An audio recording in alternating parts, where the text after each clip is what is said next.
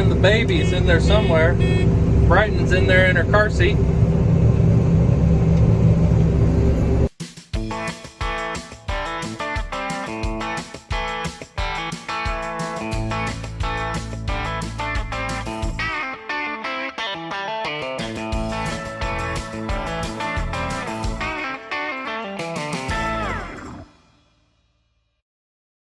Good afternoon, everybody.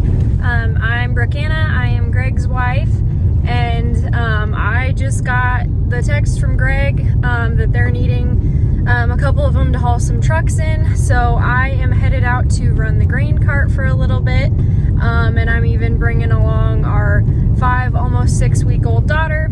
So Brighton's gonna ride along with me, and so I don't help with harvest full time, whether that's wheat harvest or fall harvest. It just kind of depends on my availability and what they're needing as well. So I'm heading out to help today. I have not driven the grain cart yet for fall harvest, mainly because I've been busy with our daughter. I had her on September 11, so we've just been really enjoying adjusting to life with a newborn. And she is perfect and love her so much. And she's a trooper. She's gone on a lot of car rides, a lot of, shuttling and taking meals out and everything. And she's just a champ. All right, we're out at the field. My chariot awaits. Got Brighton ready to go. She's napping, so just decided to bring her in the whole car seat so she'll be nice and safe. So we are harvesting double crop soybeans right now. We finished full season, and it's really unusual that the double crop is ready to go, but that's what we're doing. All right, we got rolling, Brighton's all in, and we're moving. All right, we're gonna be getting Kendall here next. Brighton's still hanging out. Oh, you talking to the people? Oh, they get to see your eyes. Kind of.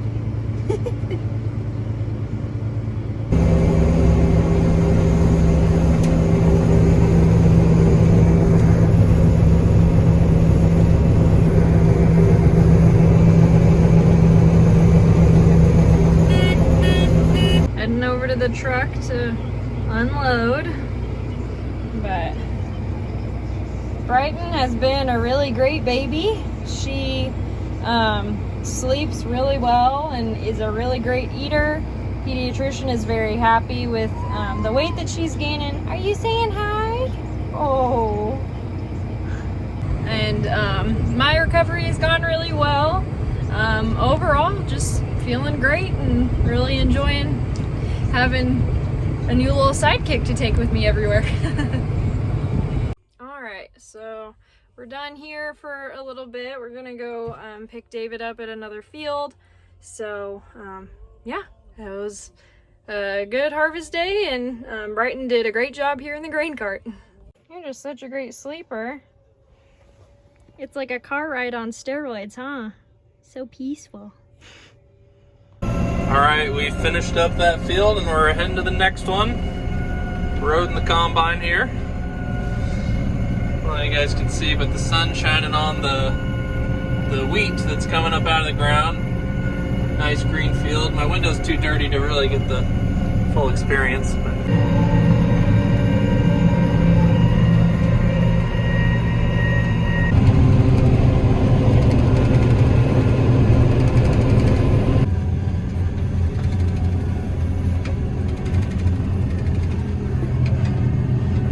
both ways. All right, it's the next day and we are just about ready to finish up our double crop soybeans. This is the last pass. Dad already went on to the next field. I just thought I'd give you guys kind of a closer glimpse of what these double crop soybeans look like.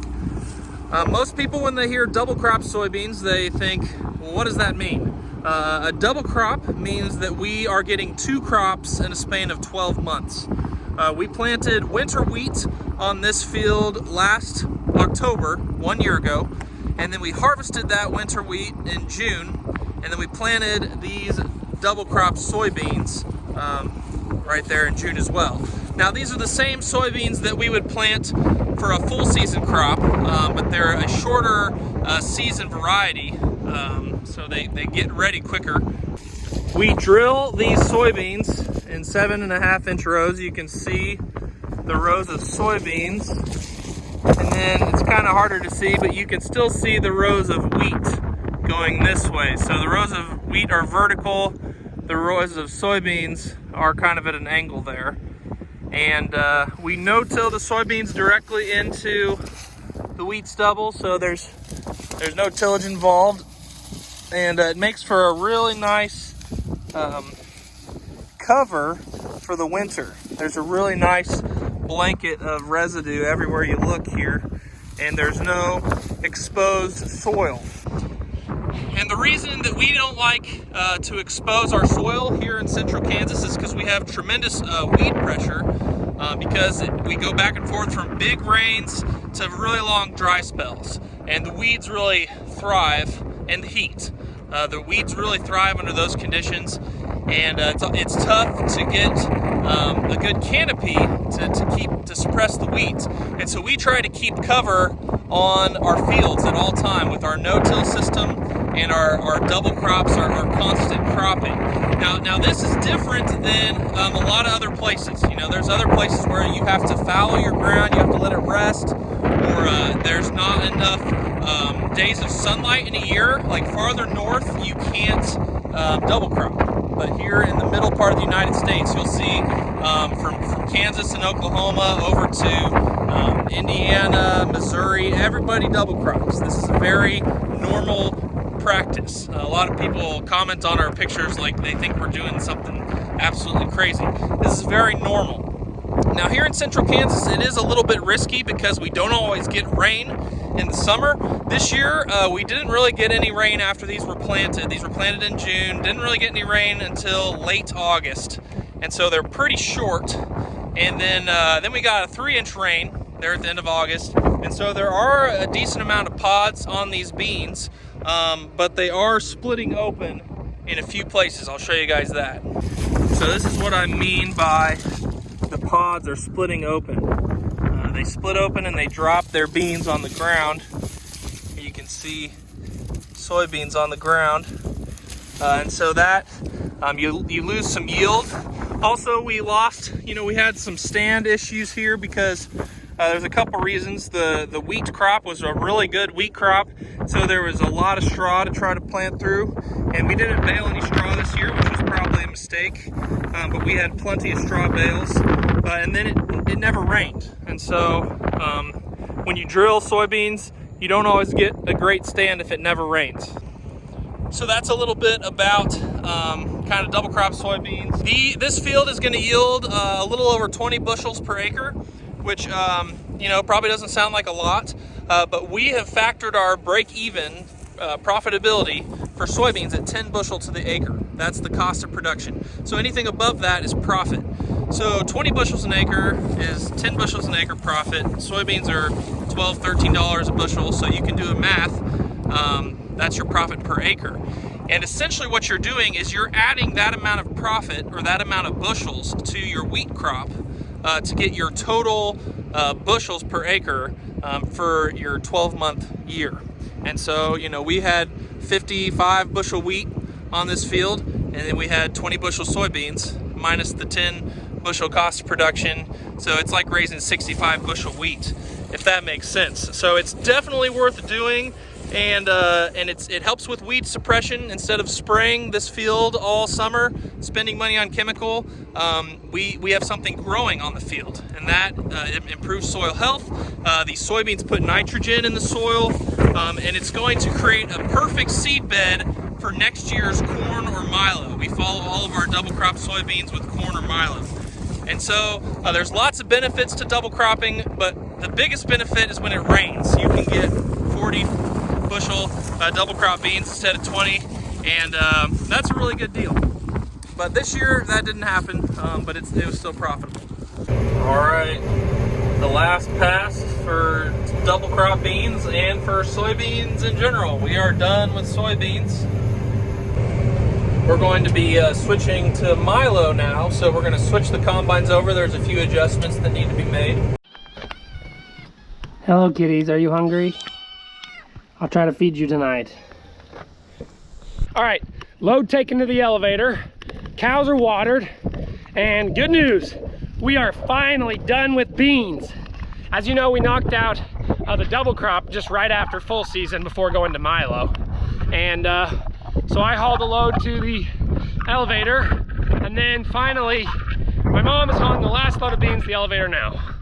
So it's gonna be real nice when we get started cutting milo onto the last crop. All right, so it looks like we're at a milo field, but we just dumped the last bit of beans into the truck. That's what mom's gonna take to the elevator. And this is the first field of milo. And I don't even think we have to worry about testing. Stop for milo! Yep, definitely. I was excited about it, but I wasn't that excited. So it's just, I feel like I've had pent-up energy the whole harvest. Yeah. Just came out. We keep thinking, oh, we're about to make it to milo. It's so much more fun to goof off when someone else is holding the camera for once. Yeah. We keep thinking, oh, we've almost made it to milo. Then we keep remembering another field or another part of something or whatever. So today's the day. We're finally gonna make it. This card kind of shows you how many different settings there are. You can see different crops listed on there, and you can see different parts of the combine. They each kind of do a different job. The combine can harvest a lot of different types of crops, but it doesn't do it all the exact same way. You have to change the settings. I will admit I'm not the most skilled combine settings operator. Nathan's usually the one who walks behind the combine and is kind of more detailed, but I've got it set for now based on how we've run it in the past. And then Nathan will be here with the second combine in a few minutes, and he'll go over it again after I've made 1 or 2 passes, and we'll fine tune it a little bit. I am gonna hop down the steps and take a look behind me just to see what's going on back there. See if I can see anything that sticks out.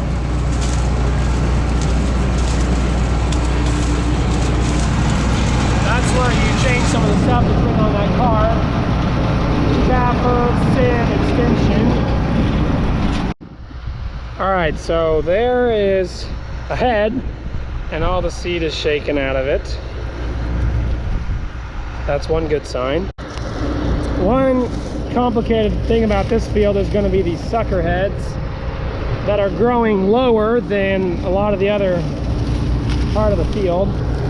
They came up late, and so we're going to have to have the combine header lower to the ground than we would like to get all those sucker heads. They still have grain. They're just smaller heads. Well, there's the first down and back of milo. There it is. Looks good. First bin of milo. About to dump her in the truck. Oh, the other thing I forgot to mention was the header is kind of set up as a flex head, so you can drive on the ground for beans, but we lock it up tighter towards straight across, essentially, for milo. And this combine does have a lateral tilt option though on the feeder house. It's a Hilco attachment, and so you can still swivel the header some, but it's not like the bottom cutter bar flexes like it does for beans.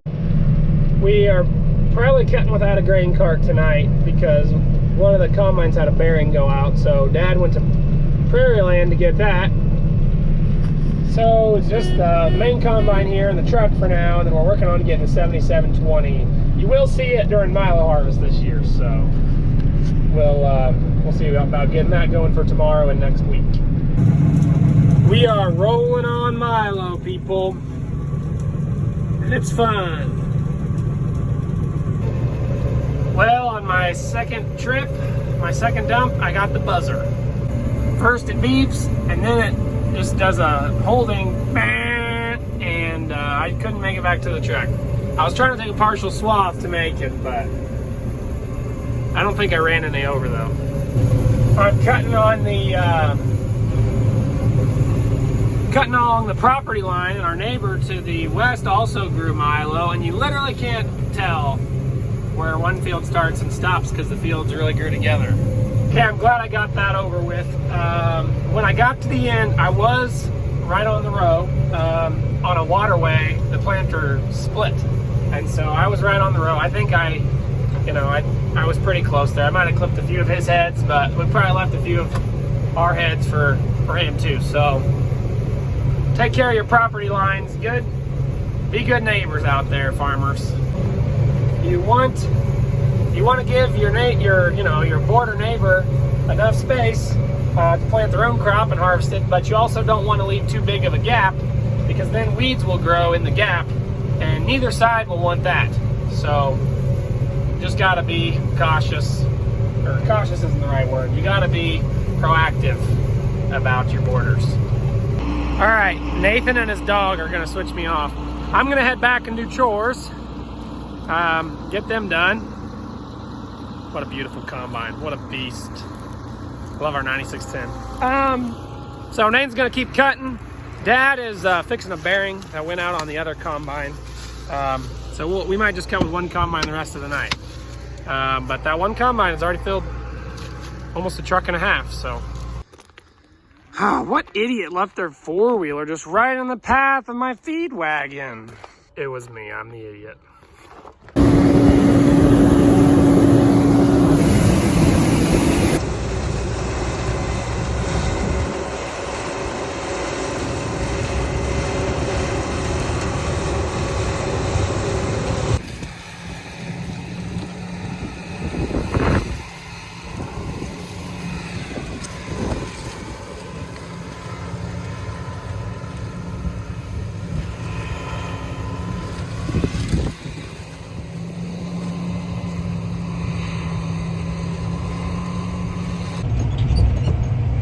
Got our first milo field knocked out. Quite a few more to go. Long way from being done. Good news is my dad wasn't even able to make that first pass before filling up his bin. So I'm gonna grab the grain cart and take it to him. He'll dump and then we'll switch. And Nathan, I guess, is going, where's Nathan at over here? Right? Where'd he go? Oh, you can't see him, too dusty. Nathan's gonna finish cutting this path so that I have a place to drive with the grain cart. Here's the view from the combine seat. Following Nathan as he makes a pass through the middle.